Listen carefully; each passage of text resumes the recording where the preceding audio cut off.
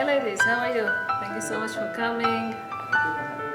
Sure. בעזרת השם, שלום, בשורות טובות. We're going to do פרשת חוקת, and we're going to speak about, great leaders of Am Yisrael that passed away in this parasha, Miriam, and then Aaron Cohen, and then we're going to speak about Moshe Rabbeinu also, and the way that they were supposed to be in control. So, in the book Emunah Shlema, this is a story about a religious woman that lived in Israel, in a religious place. She went to this, one of the chain stores, in their town, and bought some stuff, okay? And as she's buying and she wants to come and pay, she's by the cashier now. The cashier looks at her and starts yelling at her. She tells her, I know you. You're the thief. You came here last week. You bought stuff. You took all of the things that I had on my counter and you didn't pay for it. And the lady is, what are you talking about? What do you mean? And she tells her, yeah, I checked with the security guard and they were filming everything. And we distributed your picture and your daughter's picture. You came and you took all whatever was on my counter and you didn't pay for it. And the woman is a very known woman. She's respected. She does lots of chesed. She's religious, so she fears Hashem. She will never steal stuff or anything. She tells her, no. She's telling her that they disputed, they spread, her picture and her daughter pictures all over town, in all this food chain, and they said that she's a thief, that she stole stuff. She got so furious, this lady, this buyer, who does such a thing, who goes before asking and shames someone, spread all over the pictures and her daughter is such a long time in Shidduchim, so hard for her to find a match, and now she ruined her name. What did she do?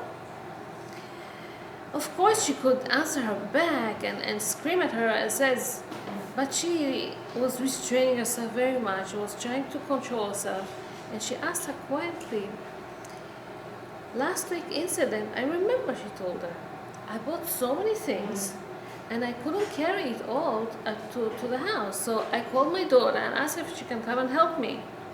She came.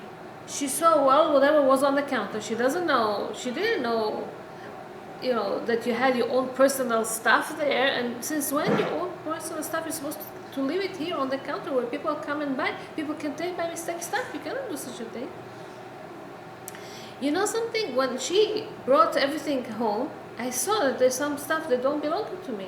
Right away, I sent it back to the store. And the shift manager, saw me, and I told her, be careful, if the cashier puts her own personal stuff, people can get mistaken, and it's not right. The shift manager came, and she confirmed whatever the woman said. She's right. She didn't steal anything. She brought things back to the store. She didn't take anything. So she went back home, and as she got home, she started crying because, it's so hard for her with her daughter's shidduchim, and now plus this, what people are going to say about her daughter, that she steals, that what kind of character traits she has. Who would like to get married to such a woman? She didn't know what to do, and her daughter tries to calm her down and tell her, don't worry, everything will be okay. She told her, you know something? Today is the 11th of Cheshvan. The 11th of the Cheshvan is the Yortzeit of Rachel Imenu.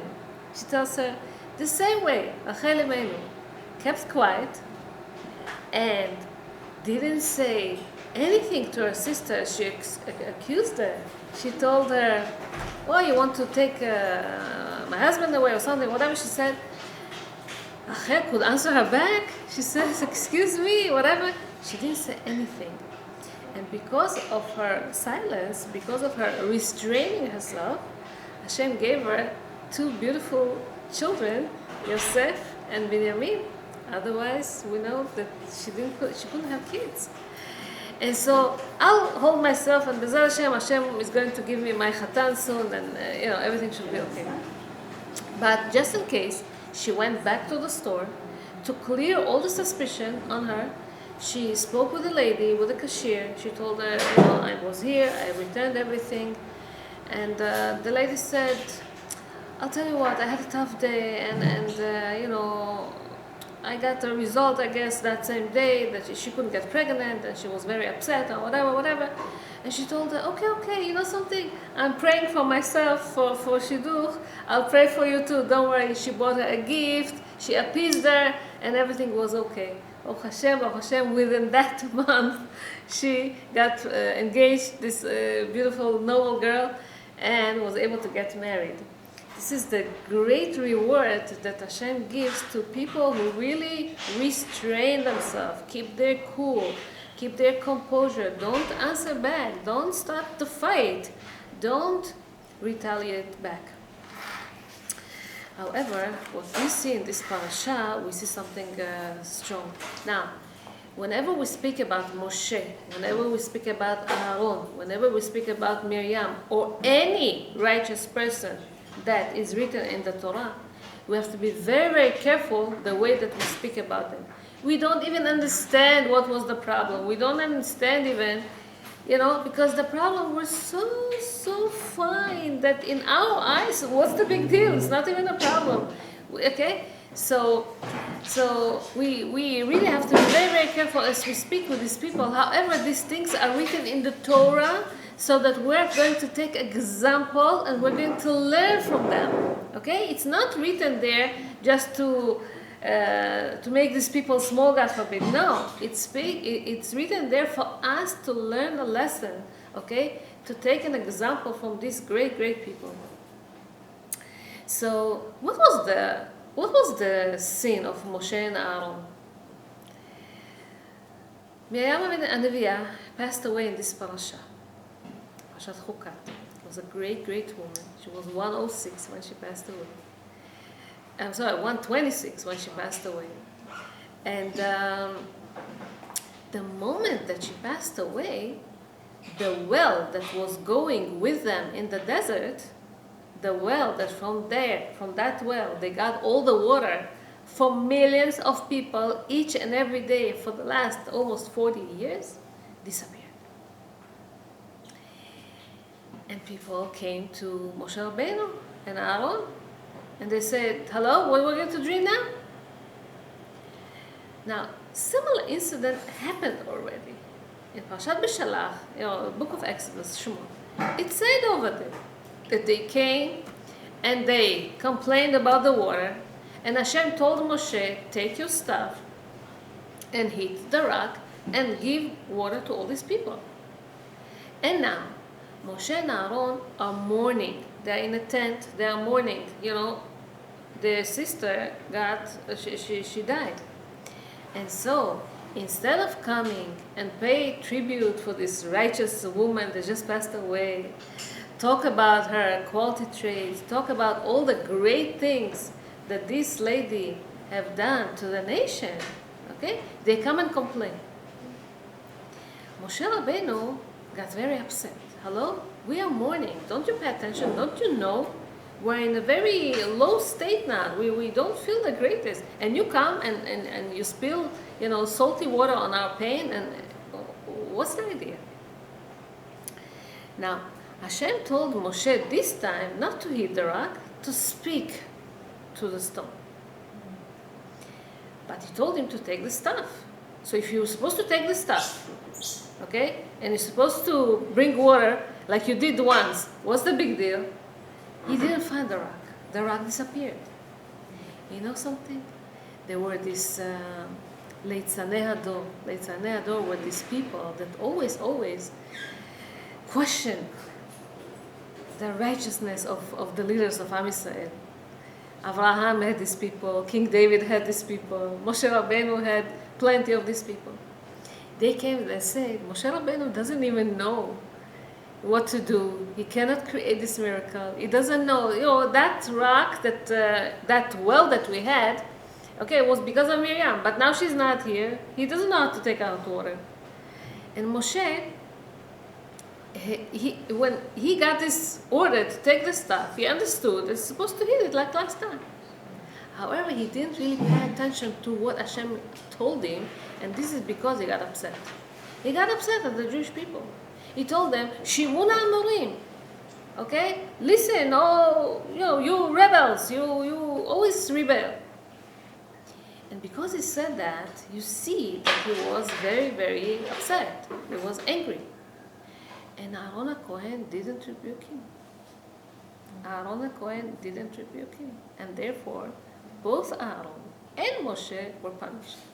And the big question is, why? Why you punish them? What did they do? What's wrong? I want to tell you something. World War II. In the end of the war, the Nazis saw that they are defeated. They lose all their battles. And they didn't have a choice, and they had to withdraw back to Germany. But they didn't go on their own. They took a lot of people with them, a lot of Jewish people, Jewish prisoners. They took in something that's called the March of Death. March of Death, people that are hungry, that are tired, that are exhausted, that are weak, that are sick, needs to go miles and miles, hundreds of miles back to Germany. They didn't give them food on the way. They didn't give anything to drink on the way. People that are so weak from hunger for all these 6 years, okay, needs to start walk hundreds of miles without food, without drink. How would they survive? You know how many of them fell, and they shot them on the spot, the Nazis. Tens of thousands of people died this way. One night, they camped for the rest of the night to sleep there because they couldn't continue the night out to go. And they realized that they are laying down on top of grass. They were so happy. They started to eat the grass. You're hungry, what are you going to do? Maybe there's some water in the grass. Maybe, I don't know, they needed to eat something. And they start eating. The Nazis saw it. And what did they say? They start screaming at them.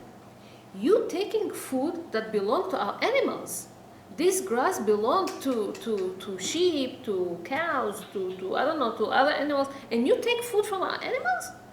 And they threaten that whoever is going to eat from this grass, they're going to punish them. So to look at, within them was Rabbi Mikloisenburg, Rabbi Mitzanz, Zecher Tzadik Levacha, and he was with them. And they looked at the rabbi, and they said, Rabbi, do something. What should we do? The rabbi told them, okay, all of them, they had a certain metal identification, it's not a card, it's something that they had to hang out with their names and everything. Dog tag. Huh? They call it a dog tag. Yeah, okay. And they had to take it. And so the rabbi said, take it and dig inside the ground with this. Don't worry, do it. Hashem is going to give a lot of blessing doing that. They started dig inside the ground. You know what happened? All of a sudden, water started to come out from the ground. It's like the well of Miriam reappeared to them after thousands of years, and they start drinking, and they felt so good. And now, I want to ask you a question. Is that a big miracle? That the Rebbe said, dig with your metal. It was like a size of a spoon, a teaspoon. It was a big thing. Dig with this, and with your identification card, whatever, and you're going to have a lot of blessing. Is that a miracle or not? Of course it is. They felt so good. They felt so happy that they were able to drink a little bit.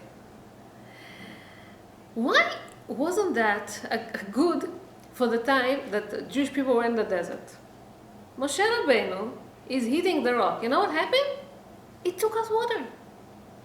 It took out water.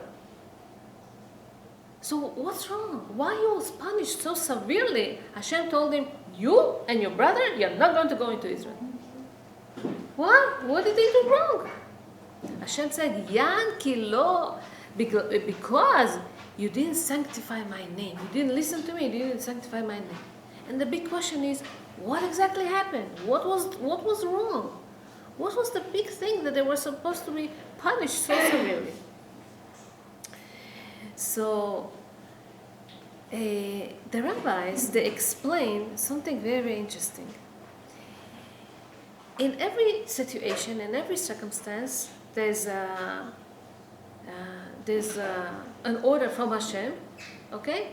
You have a problem, Hashem would tell you how to solve the problem, because the way that you're supposed to solve the problem has a certain effect on the people on this specific situation.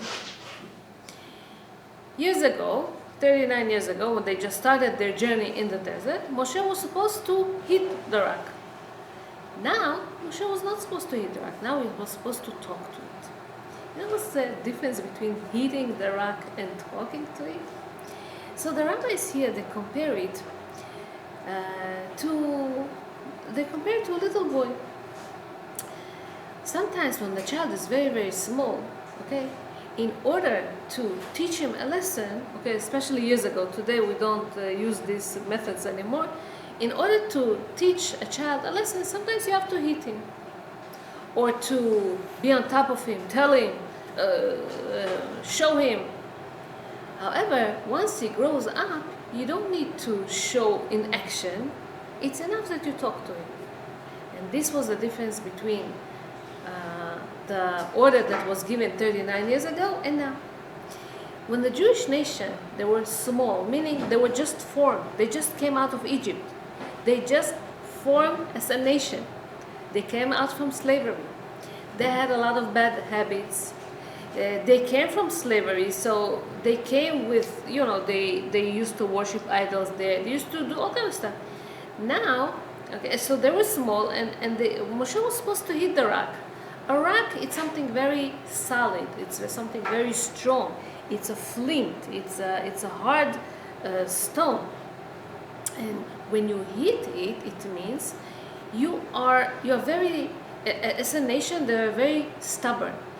They had their own bad habits, okay? And sometimes, in order to remove bad habits from you, you have to be harsh, you have to be strong, you have to show, it through powerful miracles. Because they didn't have emunah, they didn't have any faith, they were just beginning, And Moshe was supposed to show them a lot of miracles with his stuff.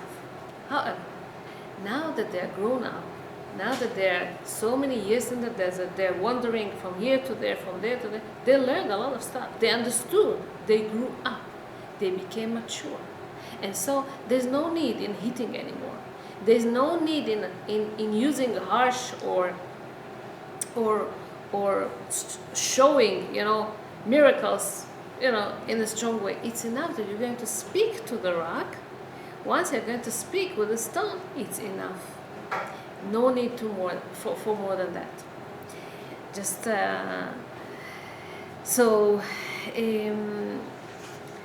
talking, okay, communicating, explaining, okay, it's very, very important. Moshe Feinstein said in his book that there are some educators or some parents that think that there are some boys that you cannot talk to them. They're very stubborn.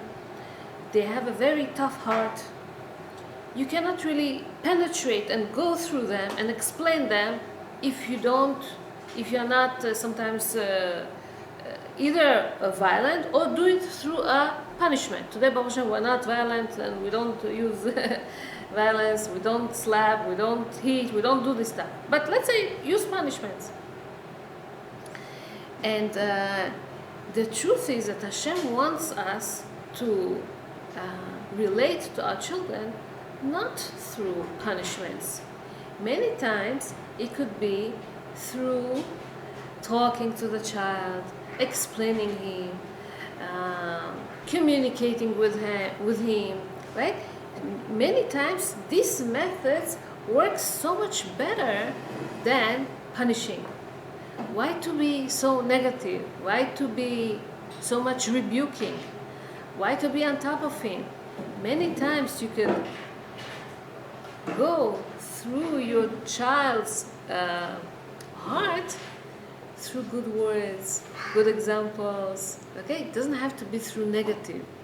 And this is something that the rabbis try to teach us in this parasha.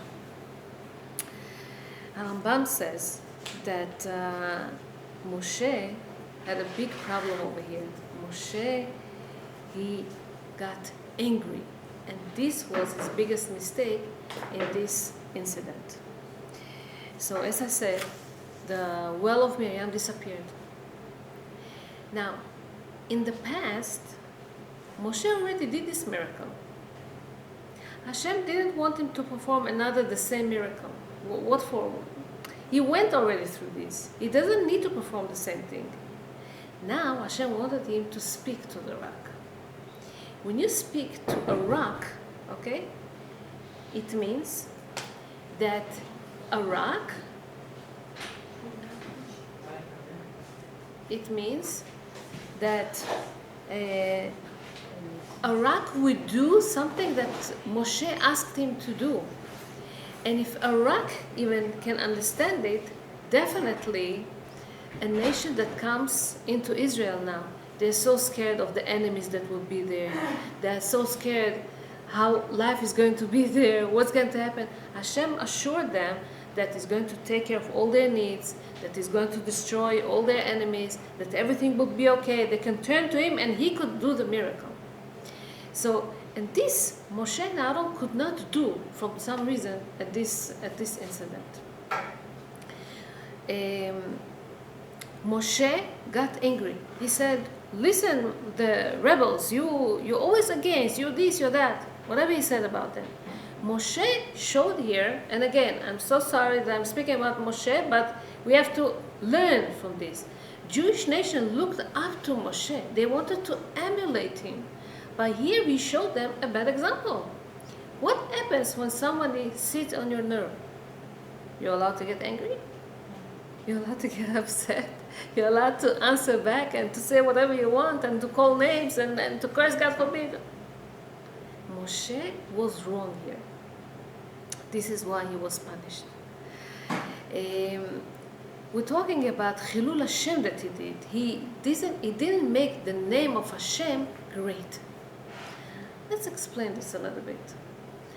Harav Chaim Brim, he was a big rabbi that lived in Jerusalem a few years ago. And here in America, it's known, it's customary that whenever you get a service, beside the service that you pay, you also give tip. You also pay extra, as much as you want, 10%, 15%, whatever, as much as you want, either to the waiter or to the cab driver or something. In Israel, I guess, it wasn't customary.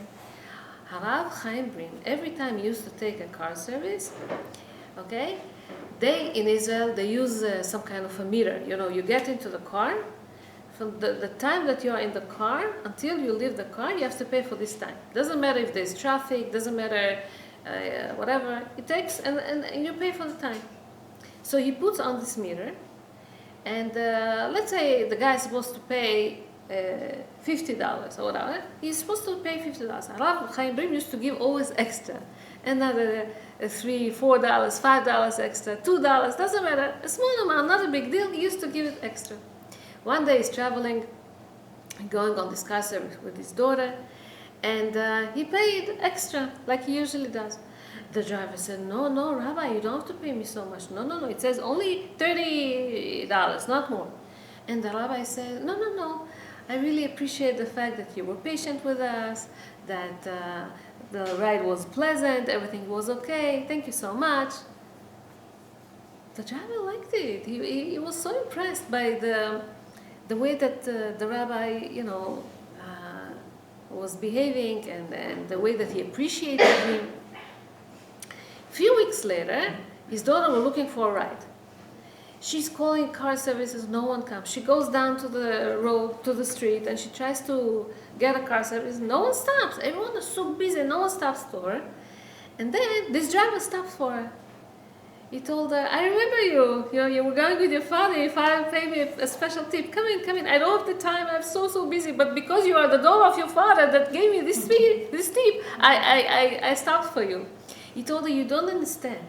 These $2 extra that he gave me was worth for me much more than the $50 that the whole ride was. Because in these $2, he showed me how much appreciated I am. I guess car service drivers, especially in Israel, they are not appreciated. Mm-hmm. They say whatever is in their mind, and people are, tough with them, Israeli people, whatever. And this rabbi respected him, honored him, okay? And so he really, really liked it. This is called Kiddush Hashem. When you sanctify by your behavior the name of Hashem. And in this action, Moshe and Aaron, they were missing it.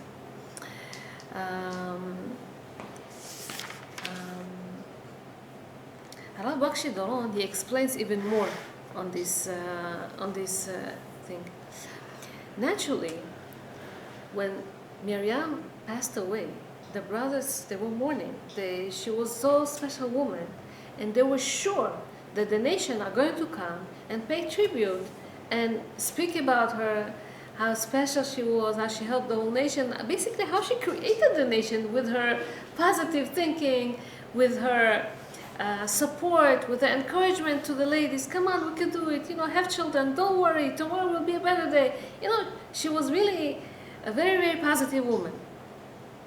However, instead of paying attention to these great ladies and to the suffering now of Moshe and Aaron that they are mourning, they came for a complaint. The nation was supposed to understand, says Rabbi Bakshi Doron, that the well of Miriam disappeared because they were not as Miriam. Miriam was constantly full of doing kindness. We don't even realize how special she was until she died. Because the merit that the Jewish people got water for these 40 years in the desert for millions of people was because of her. Now that she disappears, all of a sudden they remembered, what should we do?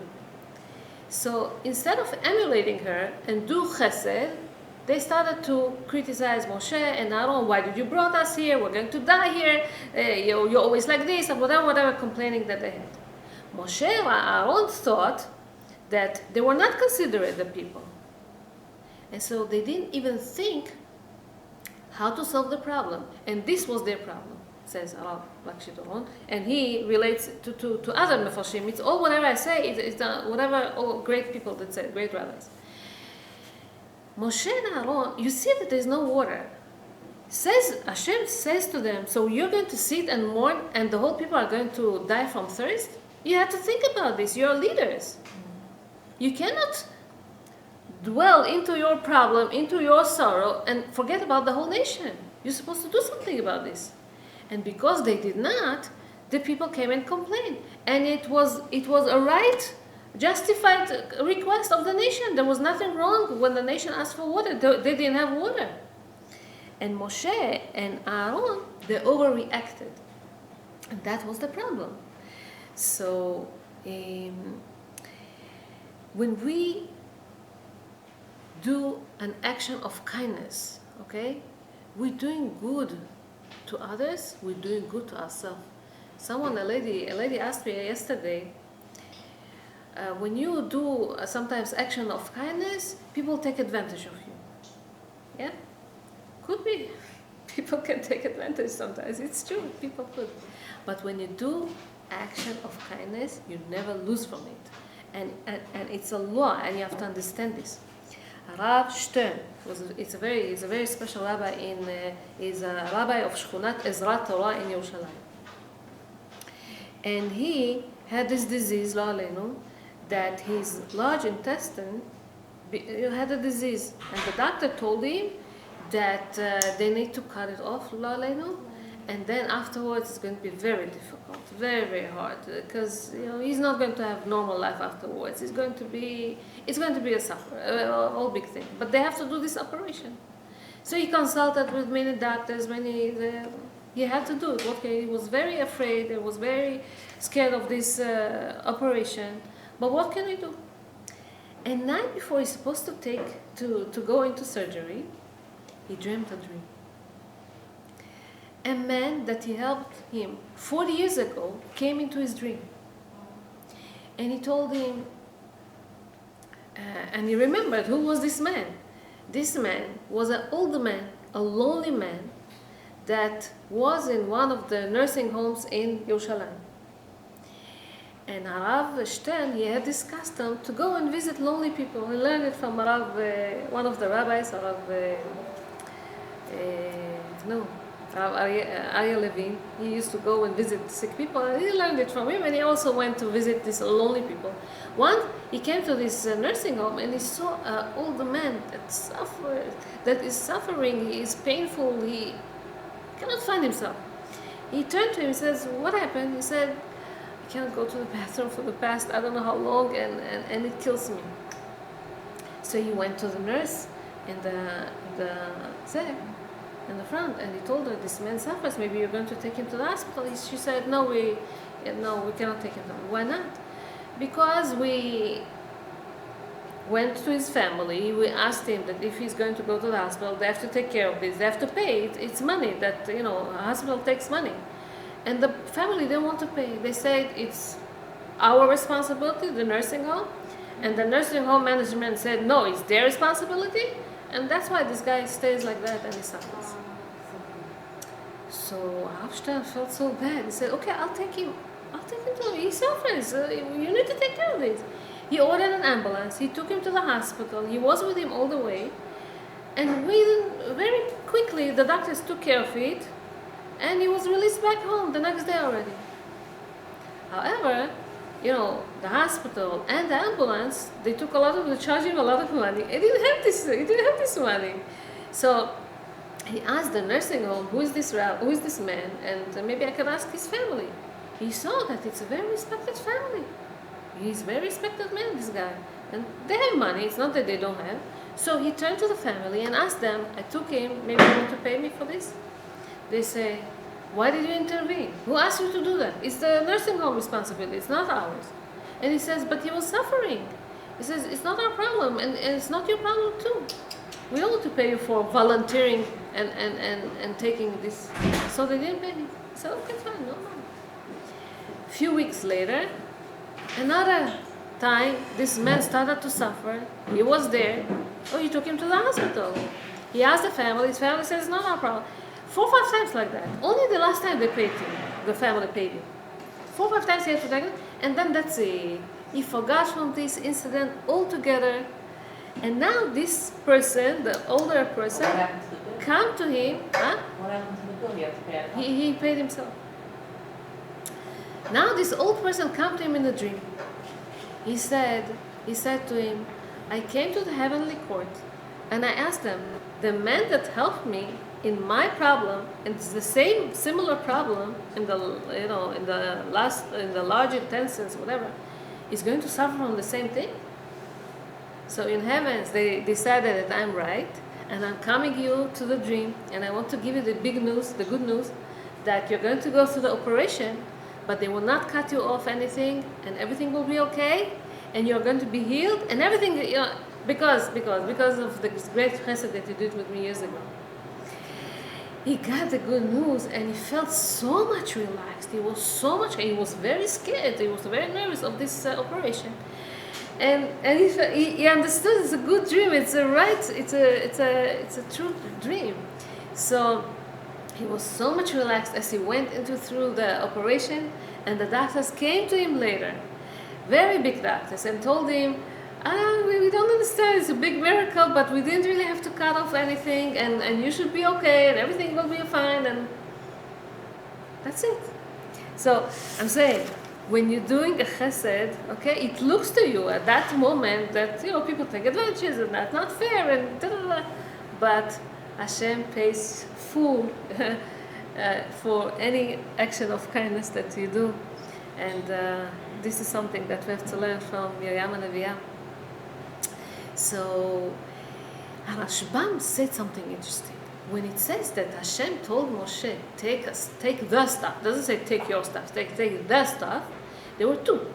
There was one, Moshe's, the one that he did miracles with this, the one that he hid the Nile, the one that he punished Pharaoh with, 10 plagues and whatever. And there's another stuff that Aaron had. If you remember, in Parashat Korach, so Moshe, Korach came, and all his assembly came, and there was a big dispute, and Moshe wanted to test who is the real leader, so he gave all of them sticks, and only Moshe's staff, Aaron's staff, okay, blossomed, and some buds started to form from this, and almonds came out, and it's a big miracle that happened. And so Moshe was supposed to take now Aaron's stuff. Instead, he took his own stuff. He thought that he needs to do a miracle. He thought that he needs to hit the rock like the same, and that was the problem. Because Hashem didn't want him to do a miracle like he did with the Egyptians. He wanted them to learn a lesson. The same way. Moshe's stick, Moshe's staff, maybe was from Syria. I don't know, it was a very strong stick. Aaron's staff was not. Aaron's staff was a tree. It's an almond tree. Trees usually, fruit trees, usually are not so strong, are not so tall, are not so powerful. They get their they drink their water just in order to get some water, in order, for the fruit, just for the fruit. And that's it. Usually they're softer trees, they're not so strong trees. And the idea was to speak softly to the nation, to have a different approach to the nation. I read something so interesting about Moshe and about Aaron, about their attitude, about their conduct with the nation. And it's so interesting to see. Moshe was a person that you would come to him if you have any problem. You need a problem with somebody sick in the family. You need money. You need shidduchim. You go to Moshe. What Moshe does? He starts praying. Hashem, please help me this. He prays. He had a power of praying. He prayed for Miriam. He prayed for... And Hashem listens. Aaron, if he had a problem, you know what was Aaron's approach?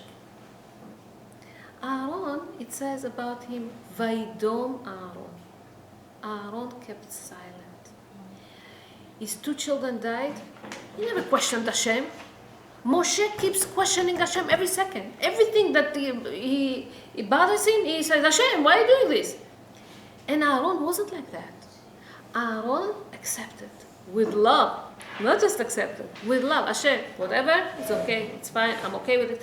Aaron is like a bride, a faithful bride, okay, to Hashem. She goes after her husband no matter what. It's dark, it's light, it's stormy, it's calm, it's good, it's bad, keeps going. It's foggy outside, it doesn't matter, it keeps going. I believe in Hashem and I know that, Hashem, whatever he does is for the best. Now, if someone has a problem, who would he turn to and whose line would be longer? To Moshe and to Aaron? Moshe, nachon? Ki Moshe, you come to him, he prays, he fixes everything, he does salvation, everything's okay. That's what we see, that people used to turn to Moshe, or how it used to be. People turn to Aaron as well. Aaron was this guy that calmed the person, that told him everything will be okay, don't worry, encouraged him, gave him chizuk, don't worry. Kilu, accepting all the problems. Why did people turn to Aaron also? Because Moshe is, you're praying to Hashem and Hashem is helping you. He uses his stuff or uses whatever, 1, 2, 3, and everything is okay. Aaron teaching them lesson on the long run. Let's say you don't have the stuff. Let's say Moshe is not around.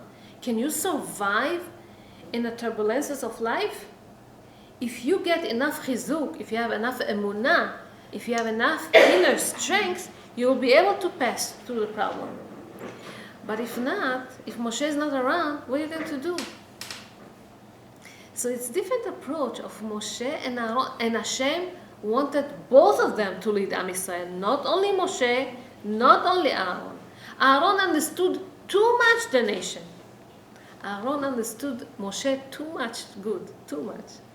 Moshe from the other side was too harsh on them. So we needed them both too, Aaron and Moshe. הנה מה טוב ומה נעים, שבט אחים גם יחד. He needed them both to lead the nation. And so these are these two different approach in the way that you serve Hashem. Moshe is all into revelation. He does miracles, and you see all these miracles that he does. And Aaron is more being faithful, understanding, accepting. Okay. And Aaron was the leader of Am Yisrael, and they were mourning Aaron, we know, even more than they were mourning Moshe, when Moshe passed away. So when Hashem wanted Moshe to teach them a lesson, he wanted to teach them that Hashem creates the miracle, not the stuff. Moshe took his own stuff. And it looks like this stuff has so much power that not only it made miracles back in Egypt, to Paro and with the plagues and everything, now we could take out water.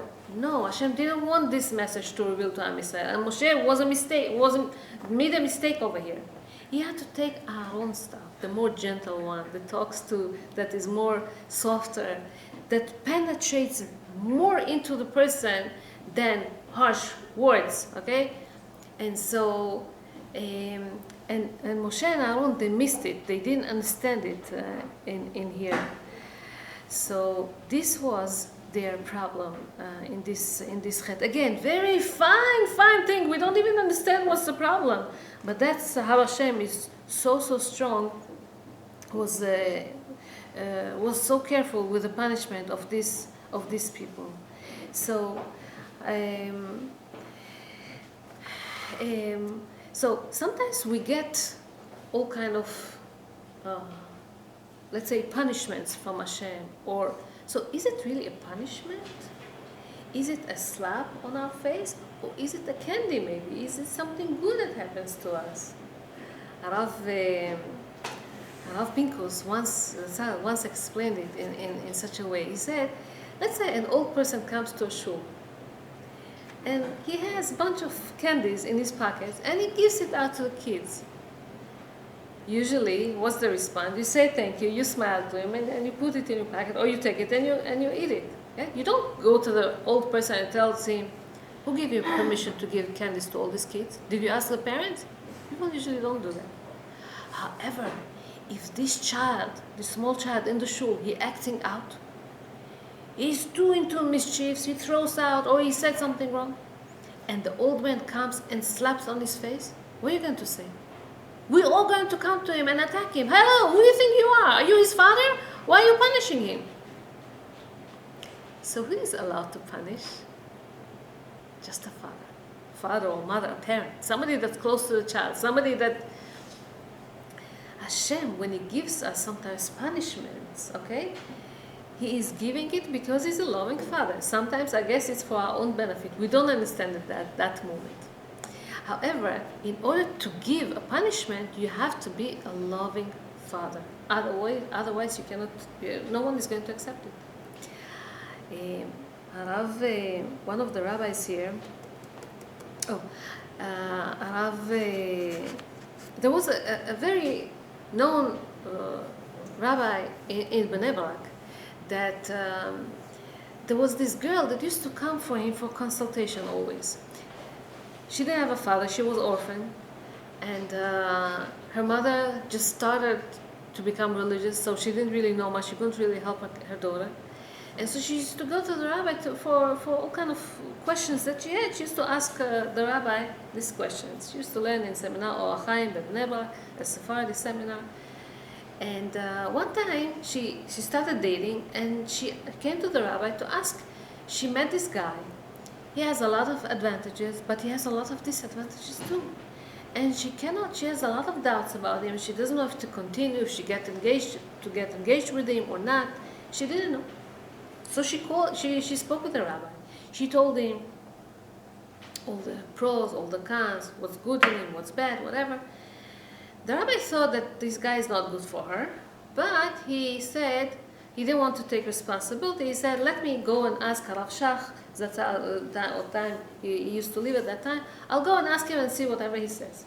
He went to Rav Shach, and he told him, the Rav Shach told him, don't take this responsibility on yourself. Send her to me. Okay? So he sent her to the rabbi. The girl came to the rabbi. The rabbi told her, I heard that you don't have a father, and my kids already, I married them off. I need a daughter. Can you be my daughter? Meaning, and she's like, he's the biggest rabbi. Of course. What are you talking about? He told her, it's a relationship between father and daughter. So, sometimes I need something from you, sometimes you need something from me. Anytime you want, you can come, you can ask me questions, if anything, if you have any doubts, you have a question, you can ask me, it's okay, it's fine, I'm here, whatever. She knows that this rabbi is so busy, and she was embarrassed to ask him, but he asked so nicely. She said, okay. And she revealed to him that she has this problem in shidduchim, and she doesn't know what to do. And she told him all her doubts, all her questions. She told him how she feels about him, everything. The rabbi was thinking about this, and he told her, I think that you can continue with this relationship. It looks to me like if he's a fine guy, there's the guy that I told her what to do, whatever. He told her, continue with this. She was so happy she heard that. She went out and she called the rabbi. She told him, the rabbi told me to continue with this. The rabbi was disturbed. Hello? He went back to Rav Shach and said, Rav Shach, I don't understand. I came to you. I told you all her doubts. I told you the pros, the cons, and why did you take a side? Why did you tell her what to do? You said not to take responsibility. He said, no, wait a second. This girl, she's an orphan. She doesn't have a father, and she looks at you as an authority. She accepts whatever you say. If you're going to tell her that this boy is not for her, that's what you wanted to tell her, and she's going to, Bezat Hashem, get married with somebody else, and let's say a problem is going to happen, and problems will happen, she will always think, I wish I wouldn't listen to this rabbi. He gave me a wrong advice. It's not good. Probably the other guy would be so much better for me, and whatever. She would blame you. And if you would tell her that he's a good boy and something happens, she's also blaming. She's going to blame you too. It wasn't a good idea. So why did you take the responsibility, said the rabbi. The rabbi explained him, Rav Shach, he said, I took another approach. I made her my daughter, and I'm her father.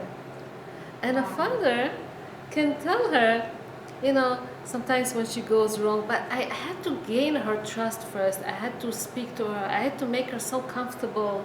And only when she felt comfortable, I told her what to do, and she was accepting it. Otherwise, she would not accept it. So sometimes we have to know how to go with our kids, how to speak with them, what to do, what's okay, what's not okay. Wow. And so now I'm coming to this point that I wanted to speak to you about. I wanted to speak to you about anger. What anger causes us. We see that Moshe Rabbeinu, he was angry. He was angry in 3 times. And every time he was angry, he forgot a certain law. Moshe, Hashem, Elazar, a Kohen, somebody else had to remind him, because once you are so angry, you don't remember. It says, Im chachamu, chochmato mistaleket mimenu. If he's a wise man, his wisdom gets away, disappears from him. And if he is a prophet, his prophecy gets away from him. He doesn't remember. if he gets angry, it's not good at all. And we know also whoever is getting angry, being angry, combination genom shultim, a person that is angry, he doesn't respond the right way. He it's very dangerous the way that he acts, the way that he talks. In communication or in relationship between husband and wife, or parents and children, if they are angry or they're acting in an anger in a way, okay, there's a lot of problems in this kind of relationship. There's a lot of stress. There's a lot of love doesn't blossom there. It's very, very problematic relationship. When do you get angry? When you feel helpless, you respond in anger usually. Your little kid, he spilled all over the house the cereal, let's say, and you had such a tough day, such not easy day. You feel helpless. You don't know what to do with yourself anymore, and you can overreact, okay, in anger. When you feel frustration, okay, your neighbor constantly comes to you, asks you help, takes this product, takes that, she didn't have a chance to buy, she forgot, she did that, never returns, or whatever. You asked her one time something, and she refused to help you or something, and it frustrates you. Hello? And when you are not considered, your boss is so cruel. You're trying to work extra hours, you're trying to stay late in the evenings, just she in no way, no circumstance will give you one day off, and it's not fair. You say to yourself, that's not you. It bothers you a lot when you're ignored, okay? You send a message to your sister-in-law through the phone. She doesn't answer. Instead of thinking maybe she's busy, maybe she, sometimes she saw it, maybe she didn't see it, you don't know, maybe she's busy, maybe she's going to answer it. You keep thinking, she's ignoring me, she does it on purpose. I was never important, she constantly doing it to me, This is where you feel bad when you're ignored. When you are pressured, when you are in stress, when of course, you don't know even how to react. That's what happened to Moshe. Let's say this principal calls you. He wants to talk to you about your son. And you come there, and he rebukes you, and he tells you that is wrong, that they want to they want to punish him or whatever. And you, because either fear that from the outcome, or from insecurity that you have at this moment, or weakness that you feel because of that, or the tension that you feel, or whatever, you may say something back, and it's already happened. I'm not telling you stuff. she told the principal, you don't treat this one like that, and you don't treat whatever she said, and it really made it even wrong. It wasn't the right way to speak to him. You feel sometimes that you are not respected. People disrespect you. People contempt you. Your mother-in-law, okay, she constantly compares you to her daughter, to this one, to that one. They're more neat, she knows how to cook better, she's this, she's that, whatever, and bothers you. Hello? Why she's why she acting to you this? You feel humiliated, you feel not appreciated, and sometimes people blame you for no reason. And it bothers you. Hello? Your father told you that you make, we call it Janganazi, a fight between you and between him and your husband, let's say. And you say, no, I had a good intention. I wanted to do peace, but he didn't understand you. The other one didn't understand her, whatever. She caused the whole big deal. And now they blame her for this. And whatever.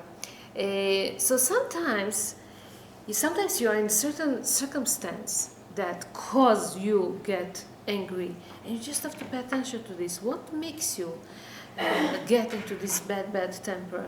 Sometimes your daughter is sick, and it's day after day, and then she doesn't get healed, and another day with temperature, another day, and you have so many things to do, and so many things on top of your head, and this and that, and you may react not right. Your husband was fired, sits at home and play on your nerves, and and judges you and whatever, and of course you may be upset. Your teenage boy, okay, does all kind of nonsense that embarrass the image of your family, and you. And sometimes it's a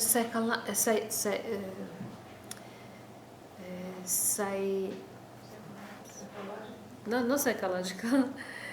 It's this physical thing that bothers you, and let's say you're hungry at this moment.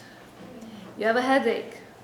You're tired. You're the whole day. You're running, and then this incident, the driver and the school bus, the this, that, whatever, and drive you nuts. And you have to be aware of what could agitate you, what can ignite you and make you answer back. Not even, you don't control the situation controls over you. And so you have to pay attention to this. What did you think the moment that you got so angry? Okay, was it you were sad at that moment? You were maybe lonely at that moment. Maybe you were stressed. Maybe you were worried about things. Something bothered you. Okay, and once you identify this negative thought that you have in your mind, okay, and you understand what caused you to get so much. Sometimes people think, why it always happened to me? Why me? Why? It's not fair. Or why I'm always left alone? She found a friend, this one, and I'm always alone, and I never find myself a pair or something. Or I am the only one that doesn't have luck. That's not fair. Why me? And people don't love me. I'm not this. I'm not that. You can keep saying all kind of stuff about yourself and keep boiling inside. And let's say you're left alone. Yeah. So think to yourself, why am I alone? Why she's not my friend? Why I cannot do? How can I fix it for next time so this won't happen to me? Yeah. So if you identify what's the problem, and you provide a solution to the problem, if you are really, really thirsty, and that's the problem, that it happens, so make sure that you drink, make sure that you rest, make sure that you are not exhausted, and rest a little bit or something, so hopefully this thing won't happen. You went with a group of girls to a trip, to Kivrat Tzadikim, to a shiur. And everyone usually sits on a certain seat in that car, because you're not doing it first time, you're not doing it second time. All of a sudden, this girl sat on your seat. Okay, so automatically, if you're not thinking, if you don't pay attention, you say to yourself, what did she think herself? She's so chutzpahdik. She thinks to herself, she's this, she's that, she took my place, she's not caring, she's there, all that. But when you give it a thought a second, okay, you may think, or maybe she is considerate, Dafka. She wanted to take the seat because she's the next one that needs to come off the car. So maybe she doesn't want to bother people. She doesn't want people to get up. Okay? So it's already different perspective. You're already solving yourself the problem. It makes it so much easier. Sometimes another technique would be if you take some time off. You know that you're in a rage now. You're going to answer back and you're going to regret it. So instead of answering, go out for a second.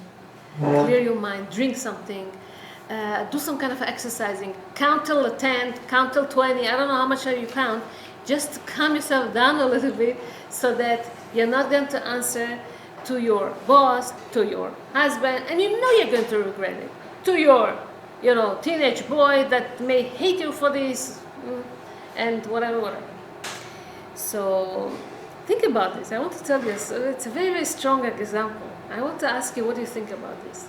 Arab Ariel Levin, I already mentioned his name today, was a very, very great rabbi that lived in Yerushalayim, maybe, I don't know, 50 years ago. Once he was walking in Yerushalayim, and Yerushalayim, the streets are very slippery. Thank you. Very slippery. He was walking, it was raining, it was slippery, and he fell. A man saw him. This man, I guess he was a pleasant man. He saw him, he told him, "You fell because you supported this and this rabbi. That's your punishment." He said it to the rabbi. And, they had their own fights in Yerushalayim. They constantly have fights there, this rabbi, that rabbi, whatever. He said something. The rabbi got up. He came to him and he said, "I see that you are very nervous. Did I insulted you once? Did I say, if I did, I ask you for forgiveness. You shouldn't really respond this way, but if you did, I guess something bothers you, I'm asking for forgiveness." The man got so embarrassed. Didn't know what to tell him. Just left him and walked away. If something like that, and again, he's a great man, but let's say something like, incident like that would happen to you, how would we react? Where are we next to these people? We have so much to walk. We have so much to reach to their level. We have to learn also what's our behavior, how we would respond. What is the response of Rabbi? Is this something that angels would respond only? Or we as humans can respond like that too? And this is something very, very strong. And I want to finish with a very, very strong story that it's up to us. It's so much up to us, these things. Leah, okay?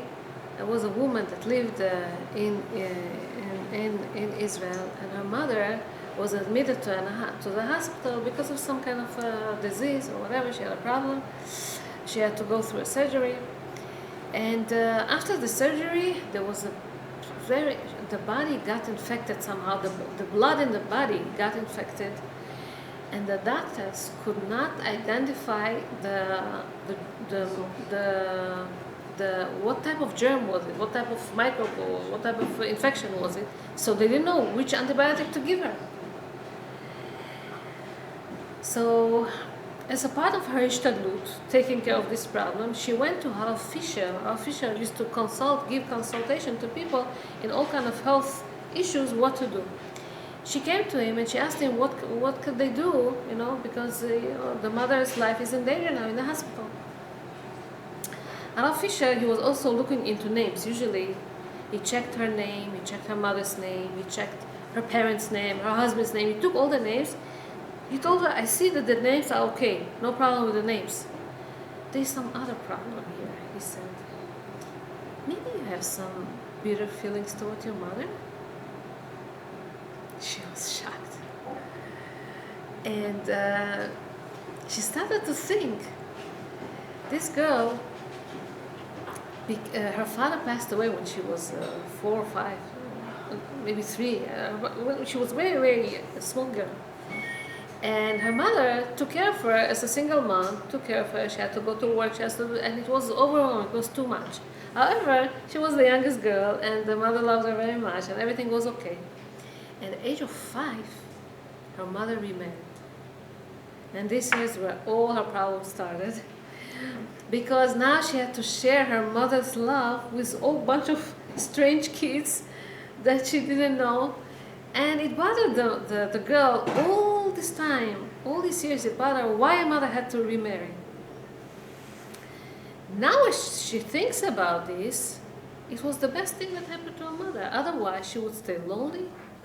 She would hold, she would be tired and exhausted and bitter, because she's a lonely mother. She raises her kids on her own, and it's so difficult financially, and no one there. Of course it's tough. However, she got married, she built her own family. Okay, so she had to share love with other kids. What can you do? But she held grudge against her mother. She didn't tell all this to the rabbi, but she understood that there is something in what I read, the rabbi said, and she said, yeah, I have bitter feelings towards my mother. So the rabbi told her, maybe you fix your feelings, maybe you start to think positive about her. And you know, if you think positive, I'm telling you, I'm assuring you, she's going to get healed. Wow. So she said, okay, I guess I must, I have to, I could do it. And she left the rabbi, and all the way home she was thinking about this and thinking about this and thinking about this and thinking about this. How could she? The rabbi told her, hold on, she told her, no, don't go yet. He ordered another 2 rabbis to come. They made a beidin of 3 rabbis, and he made a atarat nedarim. You know, when you annul vows, whatever, before Yom Kippur, before Rosh Hashanah, he made a atarat nedarim, all these negative feelings to get out of her and to be free of them. She felt so light afterwards. She was holding on her, she was carrying this load of bitter and negative feelings. Now she felt free like a bird. She not only she felt that the rabbi didn't heal only her mother, I'm sure he healed also her. The next day, the doctor told her that they identified the germ, whatever, the microbe, whatever the problem, and they found the right antibiotic, and she got better. She got healed, the mother. See how positive attitude can heal even a problem like that. So this is what we have to learn. We have to take an example from Moshe Rabbeinu and from Aaron and from all these righteous people. And if we get angry, what can we do? But once we work on our anger, we find what triggers us, and we work on it. Bezrat Hashem, Hashem will see our effort and will reward us accordingly.